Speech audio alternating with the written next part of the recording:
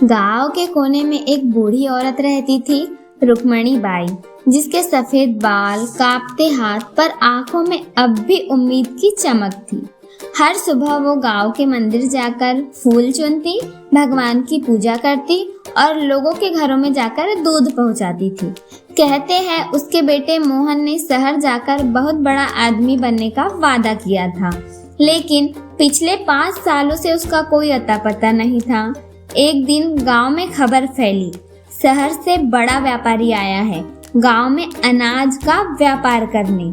लोग उसे शंकरलाल सेठ कहते थे।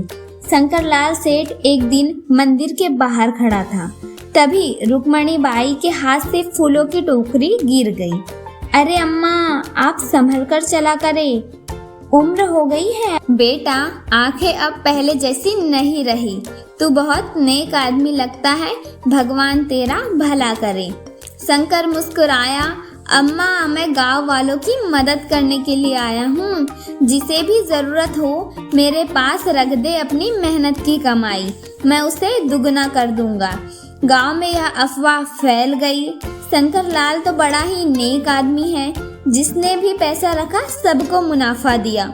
रुक्मणी बाई भी सोचने लगी, अगर मैं अपनी थोड़ी सी बचत उसके पास रख दूँ तो मोहन जब घर लौटे तो मैं उसके लिए नया घर बना दूंगी। उसने अपनी सारी जमा पूंजी 3000 रुपये शंकरलाल को सौंप दिए। शंकर बोला, अम्मा, ये पैसे अब मेरे पास भगवान की जिम्मेदारी है, चिंता मत करना, 1 महीने में मैं तुम्हें 4000 रुपए वापस दे दूंगा।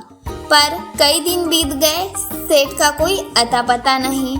गांव के लोग घबराने लगे, क्योंकि कई लोगों ने उसे पैसे दिए थे। रुक्मणी बाई हर दिन मंदिर जाकर कहती, भगवान, मेरे बेटे की तरह उस पर भरोसा किया था मैंने, अब क्या करूं। एक दिन गांव के मेले में अचानक खबर आई, शंकरलाल शहर भागने वाला है, ट्रक में अनाज के नीचे पैसे भरकर। भीड़ इकट्ठी हो गई। रुक्मणी बाई कांपते कदमों से दौड़ी, बेटा ठहर जा, मेरे 3000 रुपए तो दे दे। शंकरलाल हंसते हुए बोला, अम्मा, तुम्हारा भगवान भी अब मुझे नहीं रोक सकता। उसी वक्त पुलिस की जीप आ पहुंची। शंकरलाल, अब कौन बचाएगा तुम्हें? शंकरलाल को पुलिस ने गिरफ्तार कर लिया। दरअसल सेठ के नौकर ने खुद जाकर थाने में खबर दी थी। वो नौकर कोई और नहीं, मोहन ही था, रुक्मणी बाई का खोया हुआ बेटा। रुक्मणी बाई हैरान होकर रो पड़ी। मोहन तू? मोहन बोला, माँ, मैं गलत रास्ते पर जा चुका था, लेकिन जब मैंने जाना कि ये सेठ लोगों को ठग रहा है तो मैंने सब कबूल कर लिया और पुलिस को सूचना दी। रुक्मणी बाई की आंखों से आंसू बह निकले। भगवान के सामने हाथ जोड़कर बोली, कभी किसी पर अंधा भरोसा नहीं करना चाहिए और सच्चाई पर चलने वाला इंसान आखिरकार जीत ही जाता है। इस कहानी से हमें यह संदेश मिलता है, विश्वास बहुत अमूल्य है, पर गलत व्यक्ति पर विश्वास जीवन के सबसे बड़ी भूल है।